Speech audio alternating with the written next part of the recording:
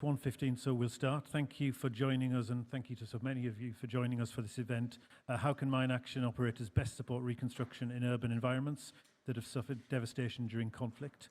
The sharp-eyed amongst you will notice that I'm not Madeline Achurch. I'm actually Andrew Moore. I'm HALO's Regional Director for the Middle East, North Africa and Afghanistan. And apologies, Madeline suffered a family bereavement at the beginning of the week, so she can't join us. So apologies for this being an all-male panel. I've stepped in at the last minute. Any infelicities in the running of the event are mine and not hers, but my thoughts are with Madeline and her family at the moment. The purpose of the event is to discuss how mine action operators can best support the reconstruction in the urban environments that have seen such devastation in recent years. Cities are vital to economic growth, and their post-conflict recovery is essential for stability, development and peace. In cities devastated by conflict, the presence of explosive ordnance is a threat to individual safety and poses risk to recovery and reconstruction efforts. The humanitarian mine action sector needs to be an enabling actor for reconstruction, as it has been for development in rural environments. The rapid and large-scale response that is needed requires the mine action sector to adopt a new approach in order adequately to address the needs of urban communities. And I think as a sector, but also HALO as an organisation, we've learned much from Iraq, Libya and Yemen. But the situations that we're now seeing in Syria, Ukraine and Gaza are on another scale completely, a scale that we haven't really seen since the end of the Second World War. And as a consequence, they're not new to us because Europe was rebuilt after World War II. I'm often asked the question, how long will it take to make Gaza safe? But what do we mean by safe? I believe there are an estimated 3,500 unexploded bombs buried under Berlin. In 2021, 52 tons of ammunition were destroyed in the city, nearly 80 years after the end of World War II. Is Berlin safe? I think we're in danger at the moment of applying solutions designed principally for the clearance of landmines to very different threats. So the question that we need to ask is, what do we need to do to make the return of the people of Gaza and other countries with similarly affected cities to their homes and the reconstruction of those cities as safe as possible? This requires a different approach, and I believe it requires a more risk-managed approach. We've assembled a panel today comprising representatives from the mine action sector, HALO, UN agencies and the donor community, and we're looking forward to their valuable insights. I'm hoping that we'll be able to have a conversation about some of these issues, at first amongst ourselves and then involving you from the floor. So I'm pleased to introduce the panelists to you today. First we have Rolly Evans, who's Chief Technical Advisor for Mine Action for the UN Development Programme. Then we have Dr. Peter Reuss of the German Federal Foreign Office. Peter is the head of division for Principles of Humanitarian Assistance, International Disaster Relief and Humanitarian Demining. And then next to me we have Hassan Partu from the United Nations Environment Programme. Hassan's a Programme Manager for UNEP's Global Debris Management Portfolio and is co-chair of the Gaza Debris Management Working Group. So welcome to the three of you, and I'd like to hand over first to Rolly to begin with a short presentation. Well, good afternoon. Firstly, thank you to the HALO Trust for organising this side event today and for inviting UNDP to contribute. I'm going to talk for roughly about 10 minutes and just offer a few things that hopefully can be a basis for a discussion. So some key points. I'll briefly cover UNDP's involvement in debris management, specifically debris management where there's an EO threat. Then, rather perhaps euphemistically, I've called it aspects of the risk problem. So we'll go through a few reflections on that. And then we might land in asking a question, which is, what is as low as reasonably practicable, which is a UK health and safety term. What is that for removal and recycling of explosive ordnance and contaminated debris?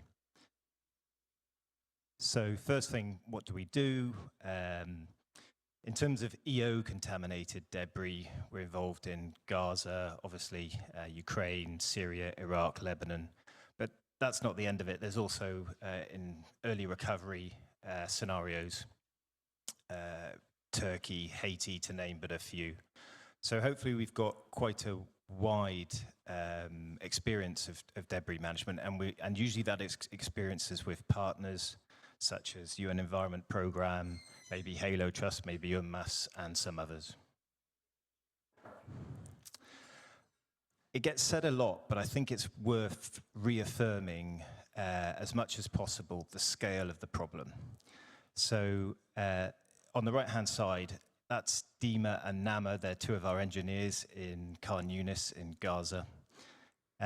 You might be able to make out, I think you can, yes, it says 43,000 kilograms on their scale, and they're weighing the truck on the left there. The truck weighs about 15 tons. So it's about 28 tons of debris in that truck. Now, I'm no great mathematician, but estimates are for Gaza, and we're not just going to focus on Gaza today, but just for this example, about 50 million tons in Gaza, probably north of that now. And so if we divide one by the other, I think we'll come out with about 1,785,000, something like that, slightly more than that. So that many truck journeys, think of it like that, in terms of the amount of debris that we will have to remove and process. And that scale does dictate our approach to risk. It has to. You know, there are only so many resources, and the scale of the problem is so huge. And so we're going to have to be quite selective and targeted of where we do apply resources. Another thought on an aspect that affects the risk, and that's that people won't wait. They won't. We've seen it from Kobani to Kabul, from Ramadi to Mosul, and we're seeing it in Gaza as we speak.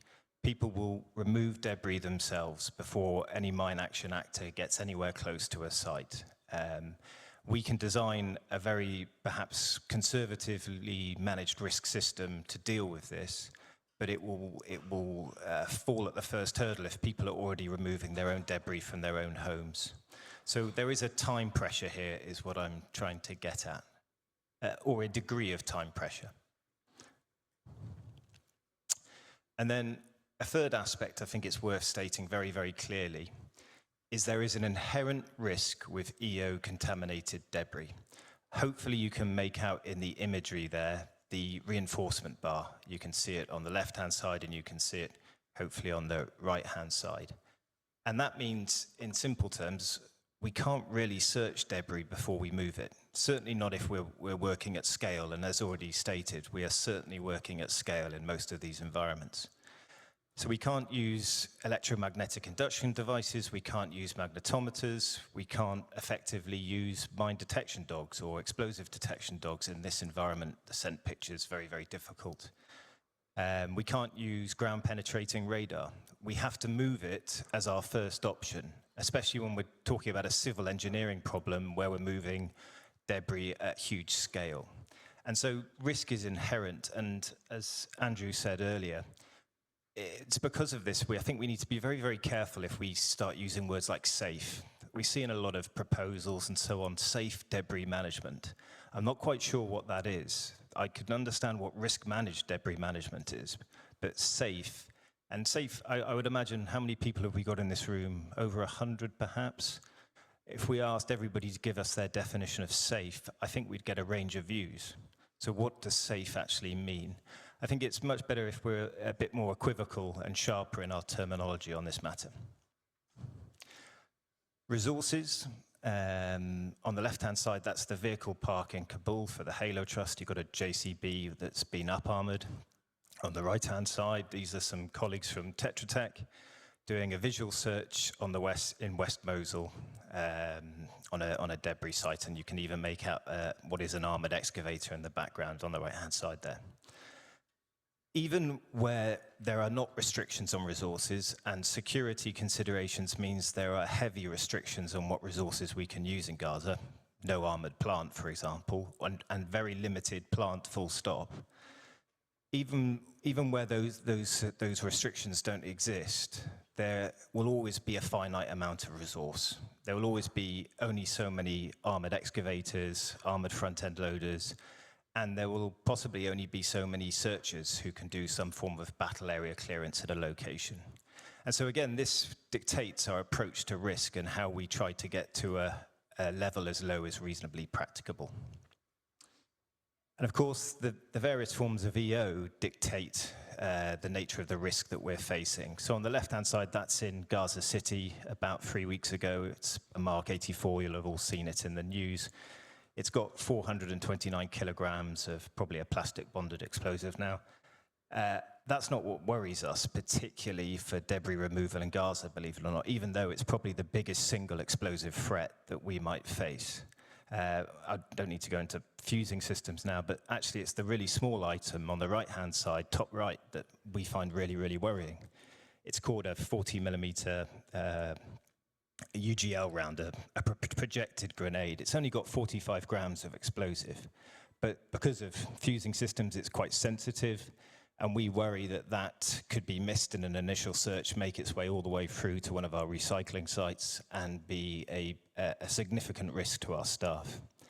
And also, there's a lot of explosive ordnance that doesn't necessarily represent an immediate risk. So the bottom right, that's for spotters, it's called an M930 120 millimeter Illume round. For the audience here, it doesn't present a significant risk to our staff. It's a hazard and we need to deal with it, but will it shut that many debris sites? Probably not.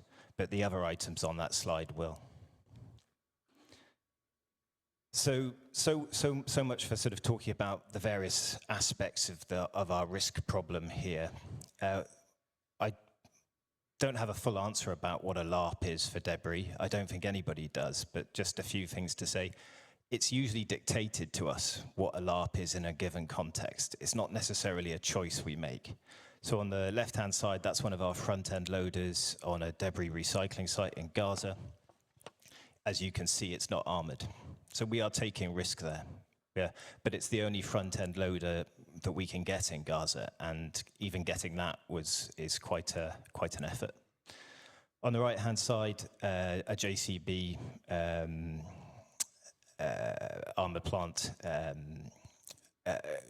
We would like to be able to use that, but again, it's a finite resource, as I said earlier, and in many places we can't use it. So a LARP is dictated by circumstance. On the left-hand side, that's the library at the university in Mosul, and those are UNDP-funded staff. That's one of our female teams. They are searching debris, they are removing debris. You'll notice they don't have any PPE on. So even in a place like Mosul, which had all sorts of explosive hazards, a full range of explosive hazards, we might say, it's not necessarily the case that everything gets what I call the full fat treatment, far from it. And so, again, we have to target our resources where we deem there to be a threat. But we shouldn't mislead anybody that every bit of debris in Gaza, or indeed was in Mosul, was removed in a sort of full mine action solution. It doesn't work like that. So I've spoken, coming up to 10 minutes there, just a few reflections and hopefully for a good conversation to follow. The scale dictates our approach to risk. We cannot be as full in our application of our various methods and risk management methods as we would like, just the scale. Our available resources, even where we can get resources to places, they'll always be finite. The nature of the debris dictates our approach to risk. We can't really search it before we move it, so we have to move items first. That means there will always be the risk of unintended detonations. The nature of the EO dictates the approach to risk. As I said, certain items worry us on our sites, certain items we're less worried about, let me put it that way. Security constraints dictate the approach to risk. We are limited in what we can get into locations like Gaza, but also in perhaps other locations. And so that presents a constraint on resources. And then to ask the question, what is as low as reasonably practical for EO-contaminated debris in different contexts? Thank you for your patience. I'll hand over to my colleagues. Thank you.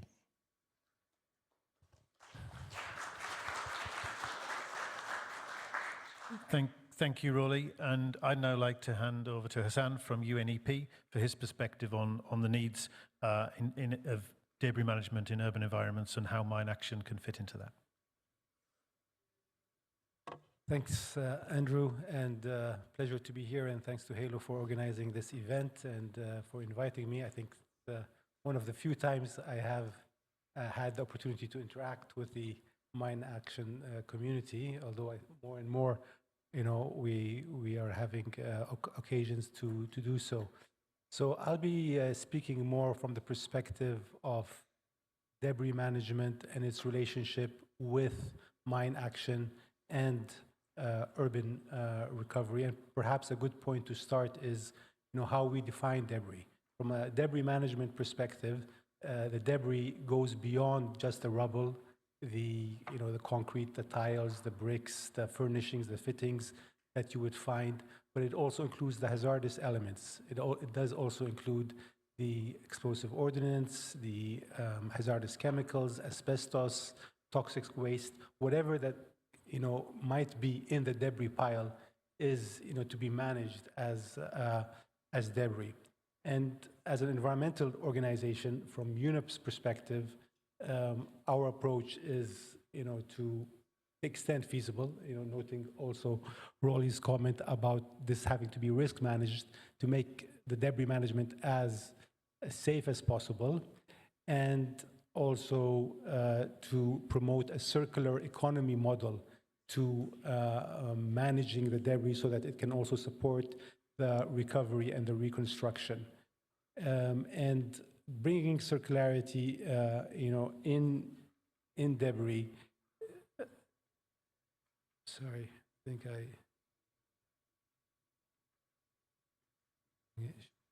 oh, okay. This one here. Oh, sorry. Apologies for that. Oops.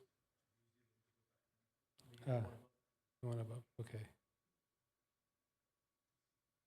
So apologies for this.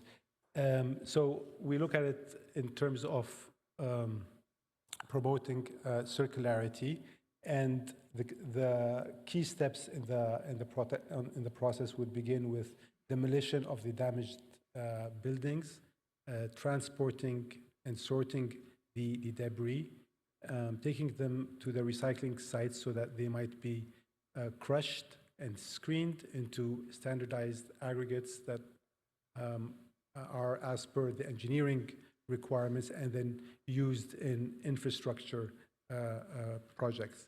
Maybe I'm not good in this, but just to visualize, how the debris management process would look like. Here on the left, you can see the heavy equipment being used to tear down multi-story buildings, manual sorting of the debris, transportation. That's the biggest cost item, so it needs to be managed very carefully. Two models in terms of crushing and screening the debris. On the right, we have the stationary debris systems, and on the right, mobile crushing and screening systems. These are the standardized aggregates that are then produced as in conformance with the engineering requirements, and then used in applications. Mainly, kind of the low-hanging fruits is to use them as road foundations and also as fill material, but they can also be used to manufacture pavement blocks, bricks, drainage channels, and so forth.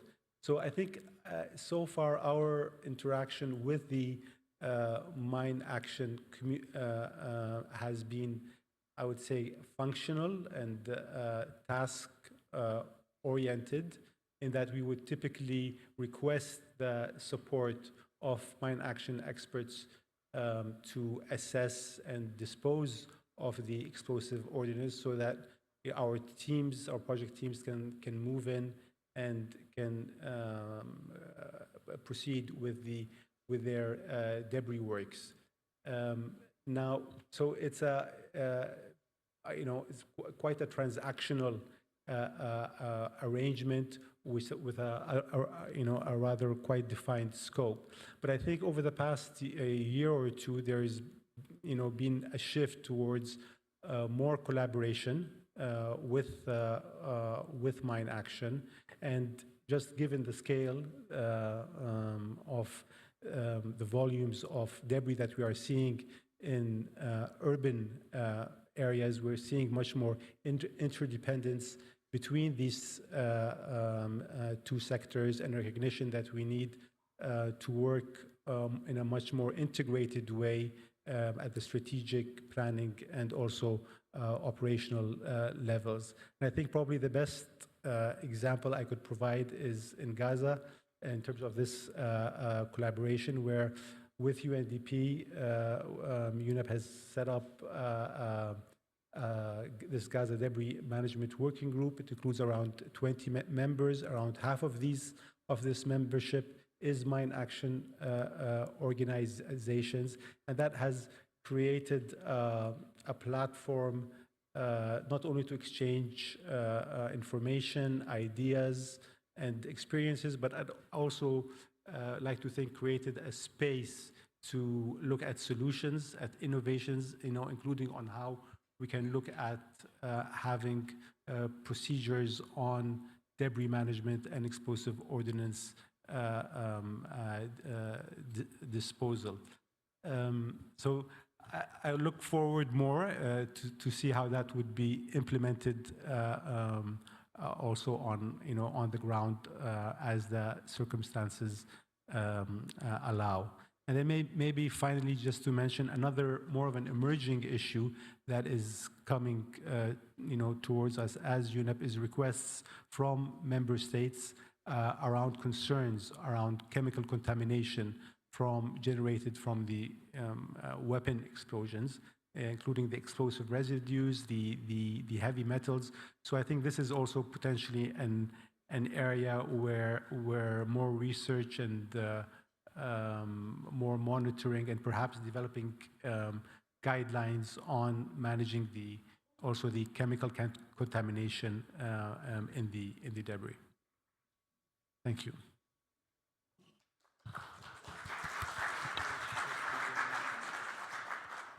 Thank you, Hassan. And before we go to Peter for a donor perspective, I'm just going to talk a little bit about Halo's view on this.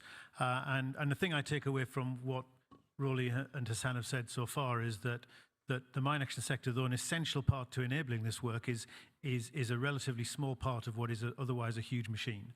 And we can be an enabler for this, or we can become an obstacle.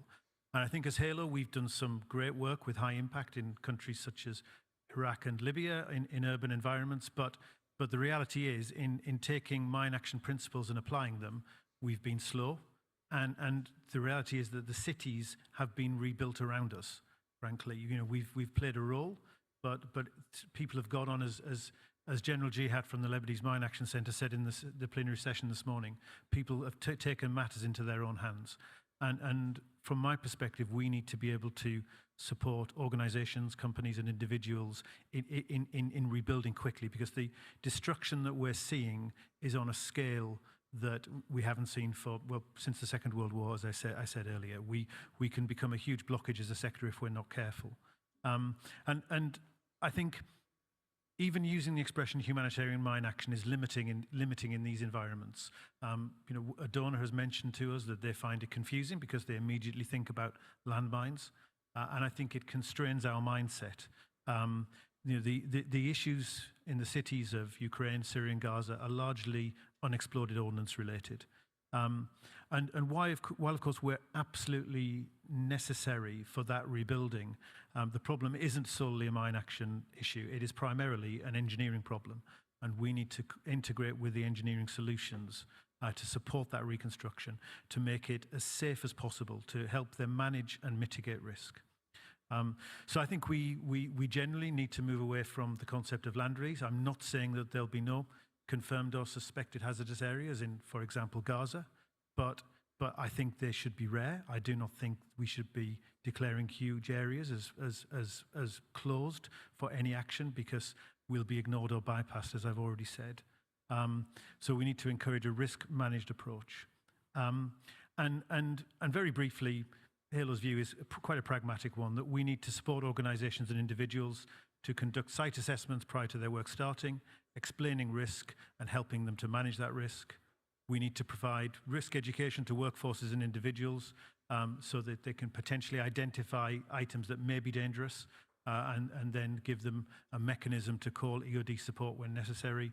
And then, most importantly, and this is something we all need to be telling our donors, we need large-scale responsive EOD teams that can deal with these issues quickly, so that when, whether it's an individual or a large-scale construction site, when a bomb or an artillery round or a rifle grenade is found, we can send a team to deal with it quickly. Now, there may be need in certain environments for mine action operators to mechanically clear buildings, for example, buildings that have been ammunition stores, or perhaps where there's a complex IED threat. But I do expect those to be relatively rare, and we could potentially do that by fully integrating with a debris removal operator. I think my overall point is this destruction we're now seeing is on a scale that we cannot begin to address on our own. The Egyptian plan for Gaza has funding of $52 billion over 5 years. That's a level of funding and a timescale that this sector has never even come close to managing. We need to be realistic about what we can do and what our role is in that. So I think the role of the sector is to support the reconstruction sector with risk management in order to keep communities safer. And I'll stop there, and I'll hand over to Peter for the donor perspective on this before we move over to some questions. Thank you very much, Andrew, for inviting me. Thank you very much, Halo, for inviting me to go together with such eminent specialists who can report from the field, which I can't. But let me say, we don't see ourselves so much as donors, what we are, of course. The money has to come from somewhere, but we see ourselves as partners more. Partners in the whole process from the beginning, from the scratch until to the reconstructions. This is not the first time that we're working in highly populated, densely populated areas. We have been supporting contacts in Iraq, in Kirkuk, in Mosul, and other areas in Iraq and elsewhere. The Gaza context is a completely different and even worse, and for many reasons. But let me say, the example of Mosul, where in my former job was to represent Germany at UNESCO in Paris, and UNESCO could reconstruct the city of Mosul. What I want to say, it's not only debris management. It starts from risk education, which is the most important thing in the beginning. When you see this impressive picture here, that reminds me of pictures you can see from German cities in 1945 at exactly this situation. And of course, what you said beforehand, people won't wait. They go there for many reasons. They want to collect the tin. Children want to play. In the Gaza Strip, they take all they can use as material, so it's highly risky, and it all starts with risk education. Therefore, we're financing a program of risk education in the Gaza Strip already now, before other people can go in. Then the next step is the debris management, what you pointed out very precisely. This is the sheer mass of debris you have in the Gaza Strip would be so much more than all we have seen beforehand, in combination with the fact that the population is still around. It's not a vast land like in Ukraine where you clear land. You are always together with those people affected by this crisis and suffering from this crisis. So you have to do all things you normally can do step by step together at the same time, at the same place, at the same moment. That makes it so much more difficult as well. Then the context, the political context. You mentioned the Egyptian plan or the Arab plan, I would say. We don't know whether it comes to life or not. We don't know whether they have an access over the Philadelphia corridor. We know that the situation will be extremely observed by Kogat and the Israeli government.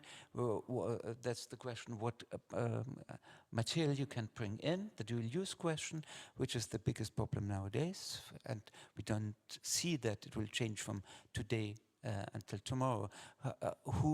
The Israeli government and Kogat, will they trust the Egyptians that there is no dual use? Good. What is dual use? Everything can be dual use. There's no restriction. Nowadays, even if you bring in tents and they have tin baton things. This is, if it's not wooden, it's a dual use. Everything can be dual use. So at the beginning of the reconstruction, you have to refine to a trustworthy cooperation, and that's probably the most difficult thing. What I want to say is, like in the case of Mosul, the same thing will happen in Gaza. You have to start from risk education until not only recovery but the reconstruction altogether. We speak a lot about nexus, the idea of nexus, that humanitarian action should go hand in hand with reconstruction and development. This is exactly the same thing here, but we are challenged here more than in other areas because it's so highly populated, so dense, and under such a political stress you wouldn't have in other, or we didn't have in other areas. I leave it with that for the beginning. Thank you very much, Peter. I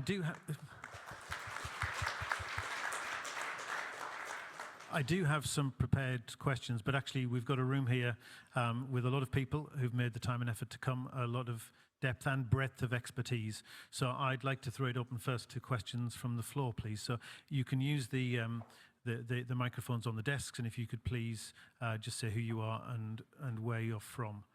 Any questions, please? And there are seats available here for all those who have to stand. Anybody want to go first?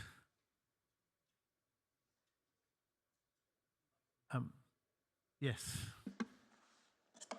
Good afternoon. Thank you very much for the very, very interesting, comprehensive briefs. Pedro Basto, GICHD, Research and Innovation Program Manager. I have 3 questions. That's maybe too much to start with, but I'll leave them to the different speakers to grab the ones they feel are most relevant to touch. So the first one is, what is the most time-consuming task in the debris management and all the debris management framework process? What is the task that's consuming more time at the moment? The second one touches risk. Which tasks still have the highest residual risk after mitigation measures are implemented? And how is this risk being mitigated at the moment? And thirdly, I think more here with a point that Halo mentioned, that the need for high-quality EOD response teams available. Is there a challenge there as well to get these teams in terms of skills, tools, capacities, or we could just have them if we have more funding? That's maybe my last question. Thank you. Thank you. So taking those in turn, if we start with the first question, and Hassan, if you don't mind if I ask you that one first, what is the most time-consuming of the tasks?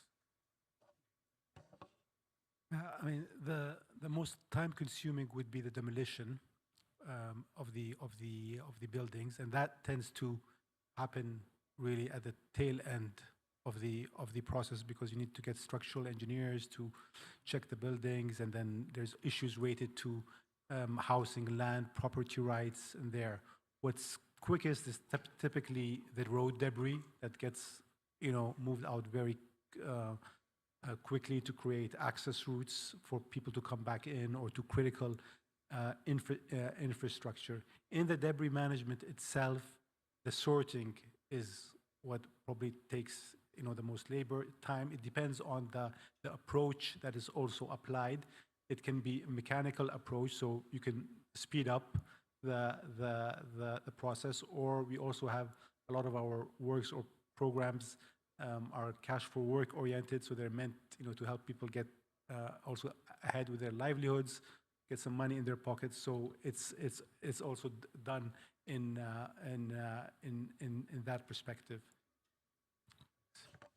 May I add something? I think the most timely effort is to get started, all the preparation beforehand, before you can go to the debris management, the political context, the legal context, and that's the biggest problem, because, as you pointed out, people won't wait. They want that we start to do the job. Thank you both. Rolly, I will allow you to add anything you want to that first question, but I'll also put the second question to you, which is what is the highest residual risk after mitigation, and what is the current mitigation? I'd say from experience, the highest residual risk and what mitigation we can apply is often very limited, unfortunately. But I would, in order to give a proper answer to that question, we would need much better data in the sector. So it's an anecdotal, subjective answer. I'd say the biggest residual risk is small items. Small items with quite simple fusing systems, maybe with just one holding device. That means like a grenade.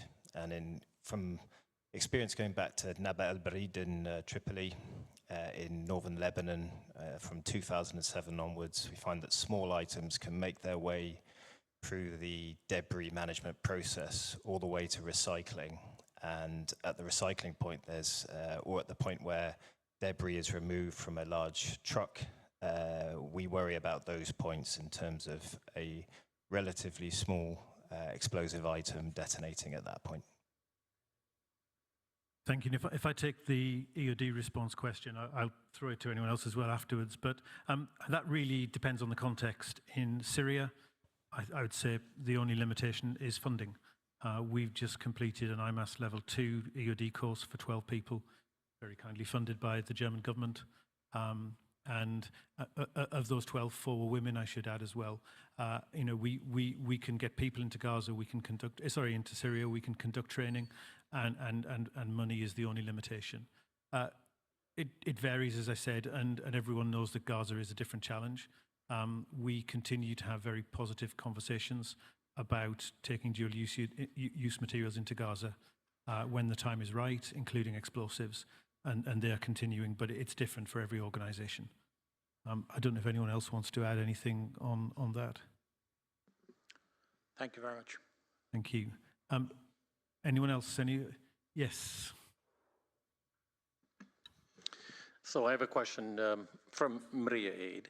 As we know, the photographs that you depict there on the screen demonstrate the effects largely of aerial bombing, which is quite typical of the situation in Gaza and Syria. But the situation in Ukraine now is somewhat different. Yes, there is aerial bombing there as well, but with urban warfare taking place and buildings being used as points of contact, there will be a lot of booby traps, there will be a lot of ammunition left behind in the buildings, but more particularly, there will be quite a few unexploded ordnances that are dropped from FPV drones or dropped as grenades from drones themselves.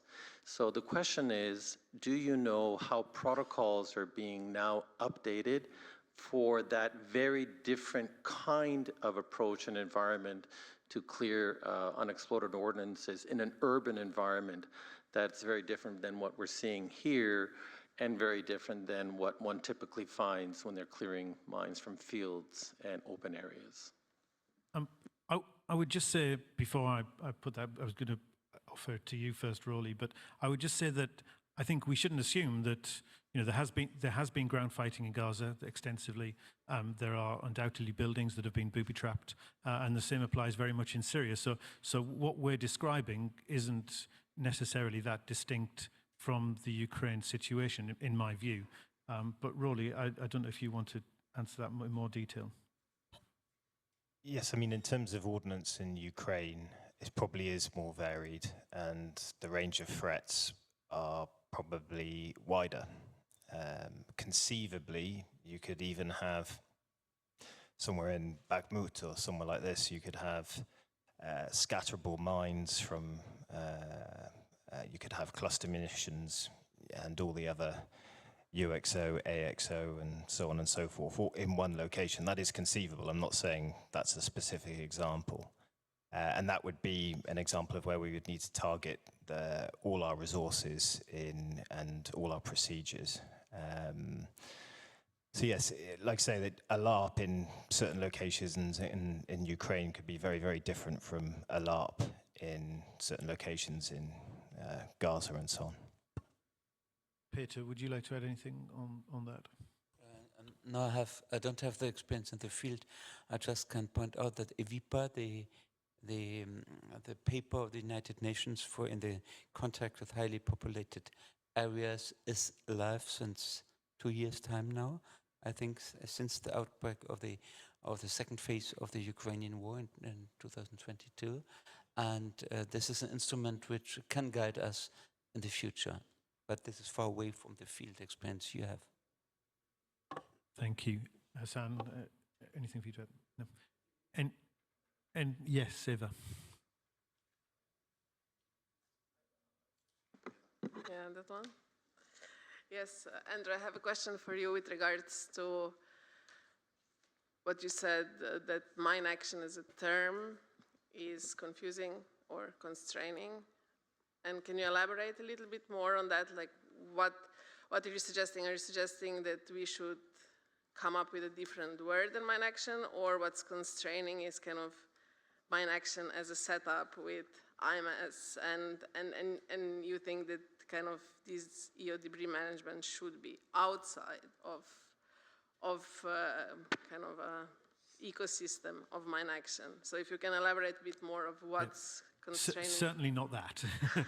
and as Valentin Nova said in the plenary session this morning, in IMAS we have all the tools to deal with these situations. So I'm not questioning the role of IMAS in this at all. What I mean by that is when we talk externally, and I don't just mean to, for example, the donor community, but to other NGOs, to UN bodies, immediately you talk about mine action and people imagine everything that goes bang being like a landmine. And to be fair, sometimes we make that case ourselves directly. And I think that is limiting in the external understanding outside this sector. But I think also within this sector, it constrains our thinking. We tend to think back to what we've always done. And I think, what we're dealing with here, the threat is different to landmines. And I think we just need to change our approach as well accordingly. Now, of course, in somewhere like Syria, we've got both issues. We've got rural areas that are full of landmines and full of submunitions. And then we've got urban areas where we've got more of an explosive ordnance threat. And so we need all the tools in the toolkit in somewhere like that. But then you take somewhere like Gaza, which is very much an unexploded ordnance threat, and where that's almost exclusively the problem. I think it sends a confusing message to the outside world when we talk about mine action. Do you want to respond to that? Well, I haven't got that far. Peter, if you don't mind being putting on the spot. I think that's more a linguistic problem. Explosive ordnance, landmines. I do mistakes very often speaking only about landmines, but they're water mines and they're explosive ordnance and everything. So I think we shouldn't be more Catholic than the Pope when we speak about this. The problem is clear.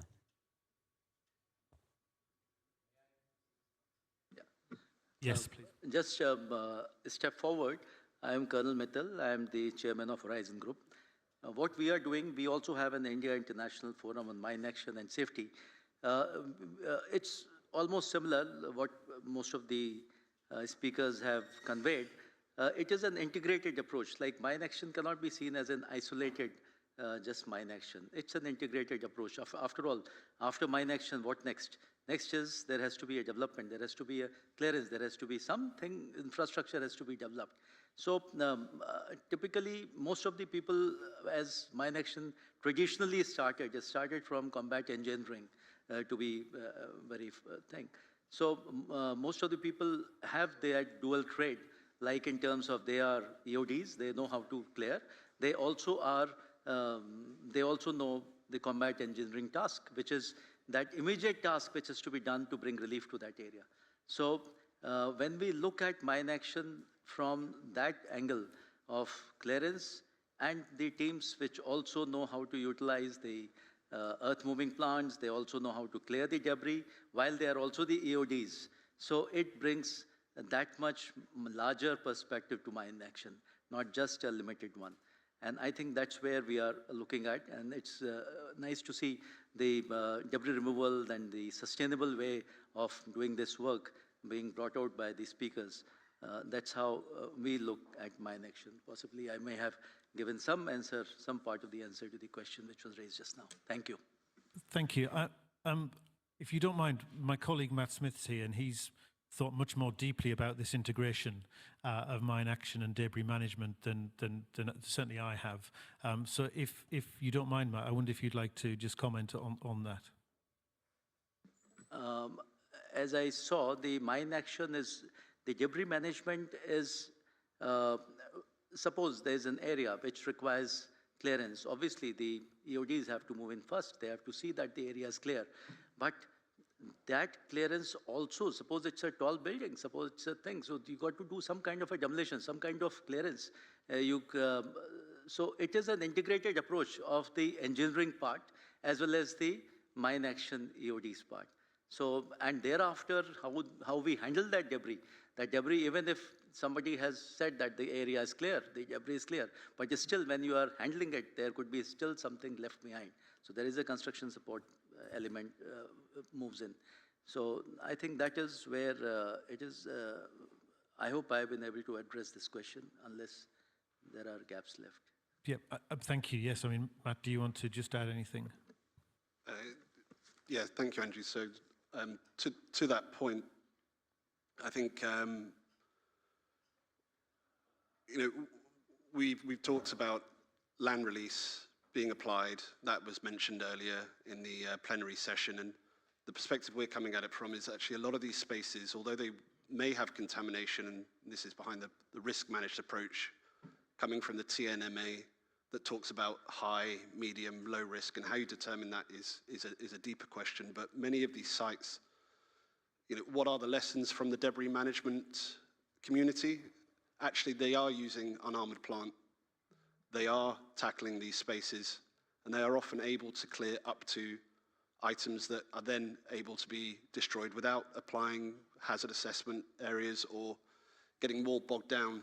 And they've been actually able to move a lot quicker. And I think it's about time that we reorientate to be able to deal with that. And not look at this in terms of how many meters squared did we clear, how many meters cubed, but supporting debris management in how many tons have they managed to process, and working much more on a debris-led approach rather than one of land release, and so being much more supportive to the work that they're actually doing. So that's my perspective from it, certainly.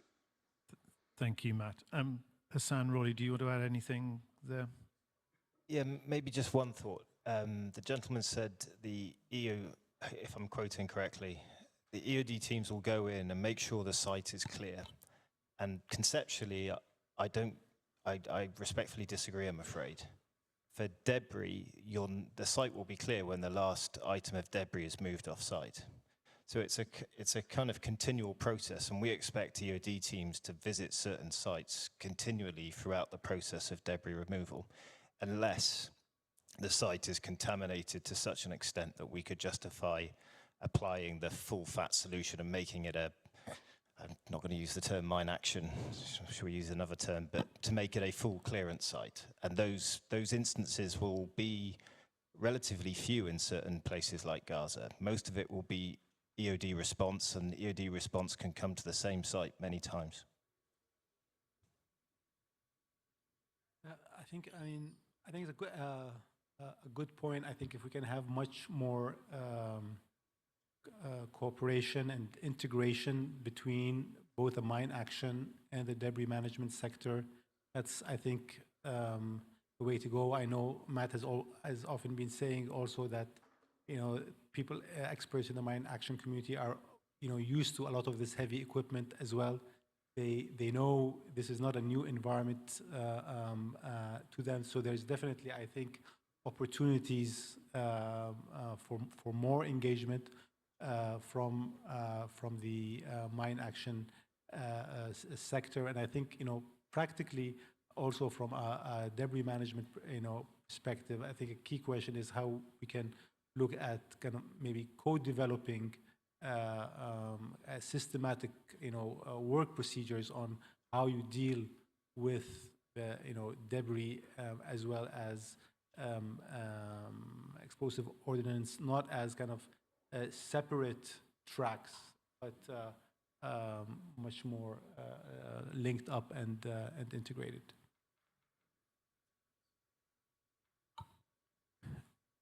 So one at the back, and then we'll come to you.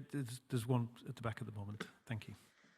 Thank you. Vladislava Vishnyakova, Mine Action Office at the Ministry of Economy of Ukraine. I would like to thank to all the panelists and circle back to Mr. Partov's presentation. It was very interesting to hear and see about the circular economy and repurposing of the rubble. It is not a new practice, however, it's not the most widespread. So I'm wondering, what are the aspects that may help determine whether this is a reasonable practice for a country in the post-conflict period? Maybe there is a part of emissions, comparison of emissions of repurposing compared to the production of construction materials. Maybe it's the availability of construction materials and the prices, or maybe the particular construction materials and whether they are safe. So to sum it up, what should an operator or organization or a country pay attention to when listening to this and thinking whether this is feasible and beneficial for them? Hassan, shall I hand straight to you? Yeah, thanks a lot for that question. I mean, there's many factors, but definitely the economics is going to be a key criteria in all of this, and the context is going to be quite different.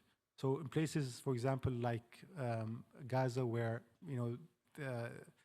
I think the quarry material, even before the conflict, was only sufficient to last for 10 years. Not less than, if you've lost already like over 50 million tons of debris, what does that mean? That means you need to bring in another 50 million tons of raw materials to replace that, and what would be the environmental impact? So I think from the environmental perspective, we would also look at some of those, what we call externalities. What is the footprint of the replacement cost for that debris? We've seen that in Lebanon, also where a lot of the quarries there was a lot of dust and issues around there, the lack of space, and also the capacity of these quarries to produce new material. In places like Syria, for example, before the conflict, I think it was around 2.5 million tons. That was the quarrying capacity, national quarrying capacity, or according to the national statistics. If you've, again, are looking at tens of millions of tons, so what would be the cost of that? There's other factors, of course, to take into account is the quality of the debris itself, which needs to be tested. And there are other risks, there could be asbestos. We know asbestos is a major concern in Ukraine. That could be a big limiting factor. But again, it's not impossible. There are technologies, there are solutions.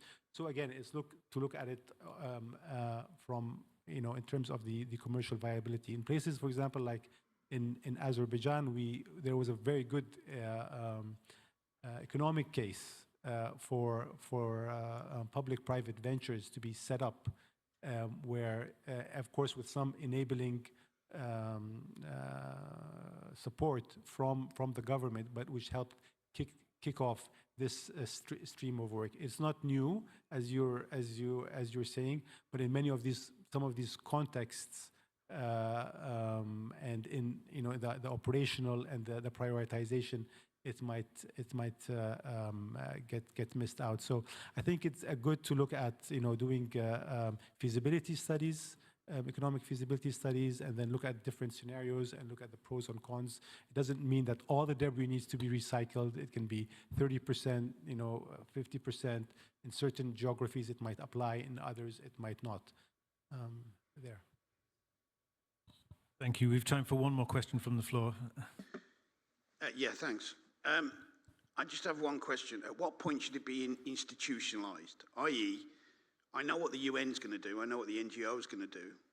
I even know what the donor's going to do. At what point would we hand this over to a government? At what point in the ALARP or risk management process would we say, no, this is not a UN matter or not an NGO matter. but it's a government matter. That's for me, I guess. Yeah, should I just very quickly say that? I mean, as soon as the government is ready to take it on, frankly, yeah. I mean, in Ukraine, that's now. In Syria, that may be a few years hence. In Gaza, we don't know. But Peter. As I described our role as partners, of course, without the ownership of the local government, you cannot do anything. And if I say local government, I mean local, regional, and national ownership. The context in Gaza is different, but in Ukraine you have a perfect ownership. You have the responsibility by the government and by the oblasts, and everybody is there to work together with the international partners, with the international NGOs. Everybody is aboard. In Gaza Strip, the situation is different. The Hamas government will not come back.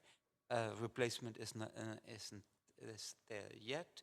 The United Nations have a difficult role in consideration that Israel doesn't like so much the work of UNRWA.